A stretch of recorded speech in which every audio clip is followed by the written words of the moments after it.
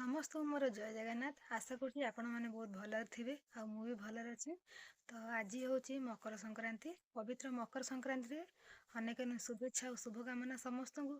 ତ ଯେହେତୁ ସଂକ୍ରାନ୍ତି ଭିତରେ ଦୁଇଟା ସଂକ୍ରାନ୍ତି ବେଶୀ ମାନେ ସ୍ପେଶାଲ ଥାଏ, ଯେମିତି ମକର ସଂକ୍ରାନ୍ତି ଆଉ ପଣା ସଂକ୍ରାନ୍ତି। ଆଉ ବ୍ରସ୍ କରିଦେବି କାରଣ ଆ ପରେ ବି କାମ ଅଛି। ସେଥିପାଇଁ ଶୀତ ଦିନ ଟିକେ ଖରା ଖାଇଲେ ଭିଟାମିନ୍ ଡି ମିଳିବ। ଏଇଟା ହେଉଛି ସକାଳ ଖରା, ତ ଭିଟାମିନ୍ ଡି ଟିକେ ନିହାତି ବି ରହିବା ଦରକାର। ସେଥିପାଇଁ ତାପରେ ଏଇନା ଯିବା ଖାଇବା ଟିକେ ସକାଳର କ'ଣ ଖାଇବା। ତ ସକାଳୁ ସକାଳୁ ସବୁ କାମ କରି ସାରି କ'ଣ କଲି ନା ଗଲି ଫାଷ୍ଟ ମନ୍ଦିର ମୁଁ ଯାଇଥିଲି, ଆମ ଶିବ ମନ୍ଦିର। ତାପରେ ଠାକୁରଙ୍କ ଯିବୁ ବୋଲି ମାନେ ଠାକୁରାଣୀଙ୍କ ମାଆ ଯିଏ ଅଛନ୍ତି ତା ପୂର୍ବରୁ ଘରେ ଟିକେ ବୋଉ ସବୁ ଠାକୁର ପୂଜା କରିଦେଲା, କାହିଁକିନା ବୋଉର ମୋର ଯିବୁ।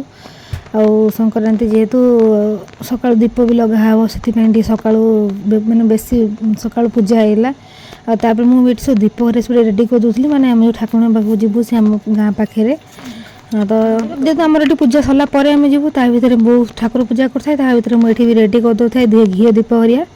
ଆଉ ମୁଁ ବି ଗୋଟେ ଜିନିଷ ଜାଣିଲି କି ଦୀପରେ ଯେକୌଣସି ମନ୍ଦିରକୁ ଆମେ ଯାଉ ବା ତେଲ ଯଦି ଆମେ ତେଲ ହେଉ କି ଘିଅ ହେଉ ନେଇକି ଯାଉଛି, ସେ ତେଲରେ ବା ଘିଅରେ କେବେ ସଳିତା ବୁଡ଼ା ହେବା କଥା ନୁହେଁ, ମାନେ ବୁଡ଼େଇକି ନେବା କଥା ନୁହେଁ। ସେ କ'ଣ ମାରା ହେଇଯାଏ ନା କ'ଣ, ମାନେ ଶୁଖିଲା ନେବା ପାଇଁ। ମୁଁ ଏଇଟା ଜାଣିନଥିଲି, ପ୍ରଥମ ଥର ପାଇଁ ଜାଣିଲି। ସେଥିପାଇଁ ମୁଁ କ'ଣ କଲି ନା ତାକୁ ମାନେ ଉପରେ ରଖିଲି କିନ୍ତୁ ବୁଡ଼େଇଲିନି। ତାକୁ କ'ଣ କଲା ରେଡ଼ି କରିଦେଲି। ତାପରେ ସବୁ ପାଚିଆରେ ସବୁ ଭୋଗ ବି ନେଇଥିଲି, ଯେହେତୁ ମକର ସଂକ୍ରାନ୍ତି ଅରୁଆ ଚାଉଳ କଦଳୀ ହେରିଆ ସବୁ ନେଇକିନା ଏକାଥରେ ଗଲୁ। ଆଉ ସେଠି ଆମର ଯେ ଟୁଙ୍ଗୁରୁ ଅଛନ୍ତି, ତାଙ୍କର ତ କାରସାଦି କହିଲେ ନ ଚଳେ।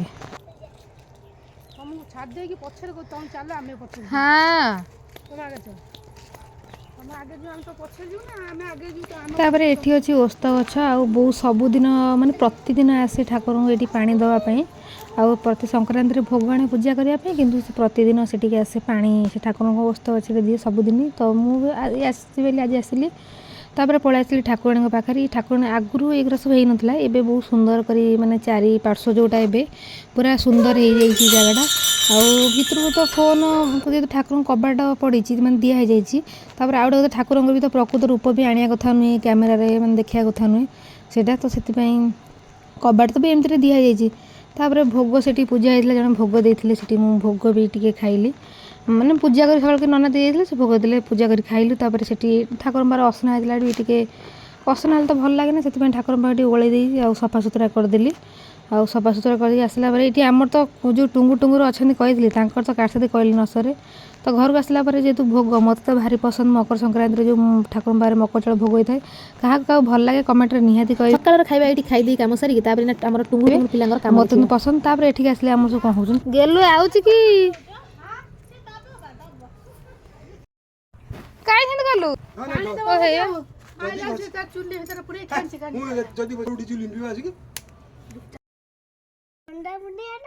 ହଁ ଆଚ୍ଛା ହଉ ହଁ ହଁ ହଁ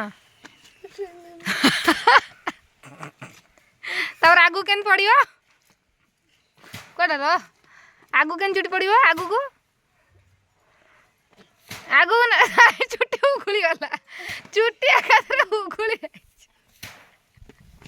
ହଁ ଚୁଟି ଉଗୁଳି ଯାଇଛି। କହିଲୁ ବାଙ୍କି ବରଗଛ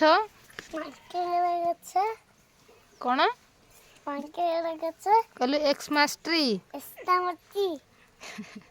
ପଦ୍ମ ଫୁଲ। ଇଏ ବି ଗୋଟେ ସଦସ୍ୟ ହେଇଗଲାଣି ପୁରା ଏଠି। ଇଏ ପ୍ରତିଦିନ ଖାଇବା କଥା, ନିହାତି ଖାଇବ। ଇଏ ଗୋଟେ ମେମ୍ବର ଆମର।